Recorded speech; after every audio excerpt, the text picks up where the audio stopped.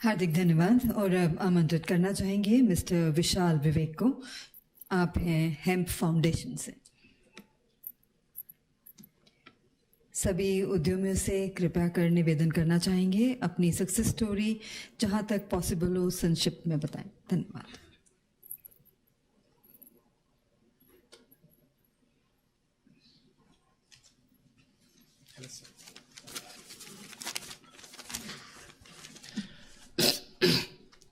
माननीय केंद्रीय मंत्री महोदय श्री नारायण राणे जी, माननीय राज्य मंत्री श्री भानु प्रताप सिंह वर्मा जी, माननीय सचिव श्री SCL दास एवं अन्य सभी सम्मानित मंचासीन अतिथिगण।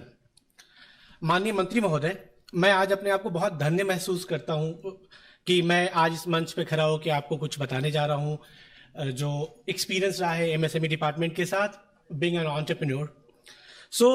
मैं कहानी थोड़ा पीछे जाके शुरू करता हूँ। जब मैं छोटा था तब विवेकानंद से काफ़ी प्रभावित था।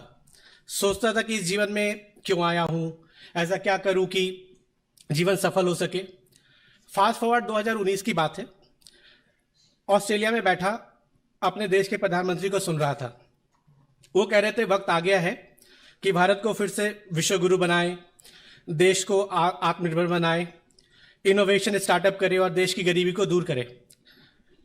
उस दिन लगा कि जीवन को एक नया मकसद मिला है और मैं ऑस्ट्रेलिया से अपना बोरिया बिस्तर बांधकर भारत आ गया। याद रहे कि ऑस्ट्रेलिया पहुंचने के लिए भी मैंने पिछले 10 साल लगाए थे और सब कुछ छोड़ छाड़ के मैं इंडिया वापस आया। और उसके बाद जब मैं इंडिया वापस आ रहा था तो मुझे कुछ बातें बहुत लोगों ने कही, बहुत लोगों ने, एक दो लोगों ने नहीं, कई लोगों ने कहा कि वहां पे नए आइडिया को कोई पूछेगा नहीं, तुम्हें फंडिंग में भी दिक्कत आएगी, तुम ऑफिस घूम के थक जाओगे। आज इस मंच से मैं ये बताना चाहता हूं उन लोगों को कि तुम लोग गलत थे और मेरा जो एक्सपीरियंस था उसके ठीक उलट था। बहुत ही अच्छा एक्सपीरियंस रहा, खासकर MSME डिपार्टमेंट DFO ओखला का। तो खासकर मैं मंत्री महोदय, मैं आपके मंत्रालय में specially joint director RK Bharti sir का एंड BP सिंह सर का शुक्रगुजार हूं कि उन्होंने बहुत गाइड किया शुरू से, खासकर हर स्टेज पे। बिकॉज हम लोग हेम्प से कपड़ा बनाते हैं, बायो प्लास्टिक बनाते हैं। हेम्प भांग को कहते हैं।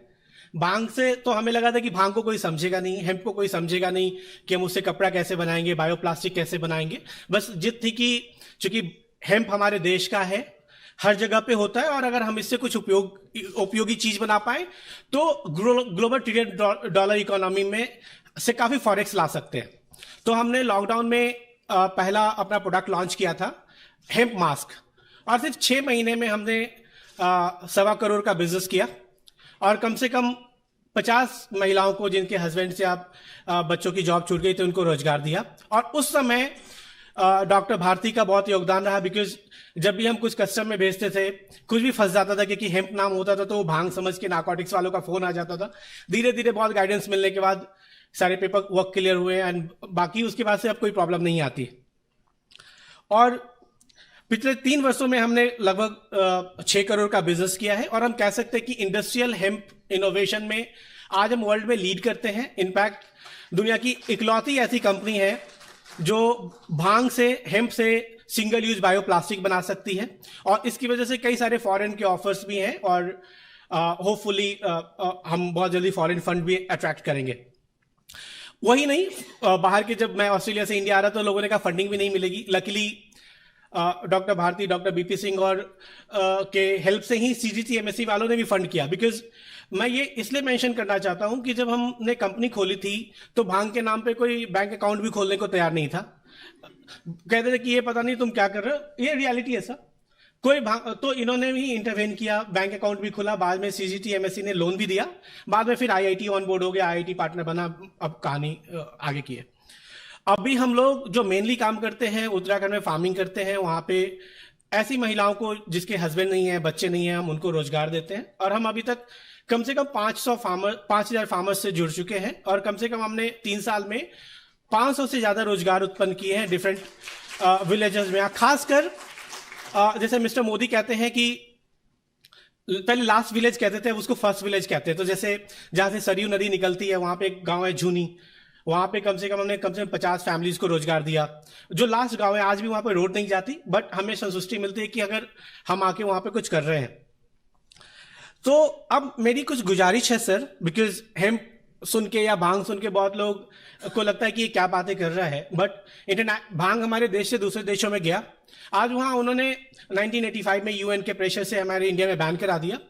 अब हुआ क्या कि अब उन्होंने रिसर्च करके वो आगे निकल गए, हम पीछे हैं because of certain policies are needed. जैसे कि सर अभी हेम्प सिर्फ उत्तराखंड में लीगल है, हिमाचल अभी लीगल करने वाला है। अगर ये पूरे भारत में लीगल हो जाए, बिकॉज ये एक ऐसा प्लांट है जो कहीं भी उग सकता है, पेस्टिसाइड नहीं लेता, इंसेक्टिसाइड नहीं लेता, कॉटन की अपेक्षा 20 गुना कम पानी लेता है, कार्बन निगेटिव प्लांट है। अगर हम उसको कंट्रोल वे में लीगल करते हैं भारत में, तो हमारा जो प्रधानमंत्री का सपना है कि एमिशन को नेट जीरो पे लाना है 2070 तक, मैं कहता हूं कि टेक्सटाइल में सिर्फ उसको पूरी तरह प्रोपेल करके हम 2050 तक नेट जीरो एमिशंस को टारगेट कर सकते हैं। दूसरा सर, अगर मेरी गुजारिश है कि जैसे केवीआईसी है, क्वायर बोर्ड है, उसी तरीके से अगर कोई हेम्प बोर्ड बने और उस ताकि ये सारा का सारा कुछ बहुत इजी हो जाए सर। बिकॉज जैसे पहले हमारे देश में हुआ था कि हमारे देश की गाय खत्म हो गई, जैसी गाय आई, बाद में पता चला कि हमारे देश की गाय अच्छी है। सेम वे में सर हेम्प के साथ हुआ। हेम्प आप देखेंगे सब जगह होता है, बहुत रोबस्ट प्लांट है, बट अनफॉर्चुनेटली अब हम तो भांग कहने से भी डरते हैं, हम कहते हैं हेम्प। बिकॉज पहले वो अमेरिका गया, अमेरिका में उन्होंने रिसर्च किया, वो आके कहते हैं कि अब ये हेम्प है, भांग नहीं है, काइंड ऑफ। तो हमें अपनी शक्ति को पहचानना पड़ेगा और उस पर इनोवेशन करने के लिए हमारे ऐसे एंटरप्रेन्योर्स को छोड़ना पड़ेगा, ताकि हम देश की इकोनॉमी को चेंज करेंगे। Thank you sir.